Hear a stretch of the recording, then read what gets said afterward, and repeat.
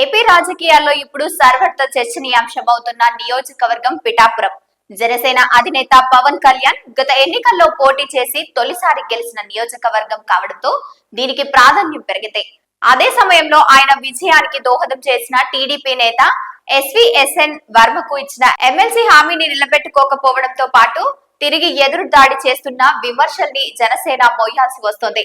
దీంతో ఈ సమస్యకు శాశ్వతంగా చెక్ పెట్టేందుకు పవన్ సిద్ధమవుతున్నట్లు తెలుస్తోంది. పిఠాపురంలో పవన్ కళ్యాణ్ విజయానికి దోహదం చేసిన వర్మను ఉద్దేశించి తాజాగా పార్టీలు ఆవిర్భావ సభలో ఆయన సోదరులు నాగబాబు చేసిన వ్యాఖ్యలు తీవ్ర చర్చనీయాంశానికి కారణమయ్యాయి. పవన్ విజయానికి పిఠాపురం ప్రజలే కారణమని, వారు కాకుండా ఇంకెవరు తాము కారణం అనుకుంటే వారి కర్మ అంటూ వర్మపై పరోక్షంగా నాగబాబు చేసిన కామెంట్స్ నెట్టింట వైరల్ గా మారాయి. దీనిపై వర్మ కూడా రగిలిపోతున్నట్లు తెలుస్తోంది. అదే సమయంలో పిఠాపురంలో జరిగిన జనసేన ఆవిర్భావ సభలో నాగబాబు చేసిన కమెంట్స్ యథాపాలంగా చేసినవి కాదని, వాటి వెనుక మర్మం ఉన్నట్లు తెలుస్తోందని, నాగబాబు ఈ కమెంట్స్ ను ఇకపైన కొనసాగింపుతో పాటు వాటి డోస్ కూడా పెంచుతున్నట్లు సమాచారం.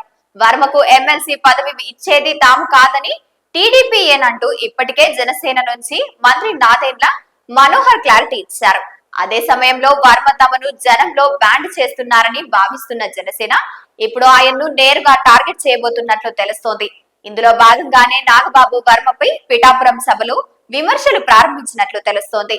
ఇలా విమర్శలు దాడి కొనసాగించడం ద్వారా వర్మ వ్యవహారానికి తమకు సంబంధం లేదని జనసేన చెప్పబోతున్నట్లు సమాచారం. అందుకే పిఠాపురంతో సంబంధం లేని నాగబాబు వర్మపై విమర్శలు చేస్తే అసలుకే మోసం వస్తుంది కాబట్టి ఆయనకు స్థానిక ఇన్ఛార్జ్ గా బాధ్యతలు ఇస్తానని తెలుస్తోంది.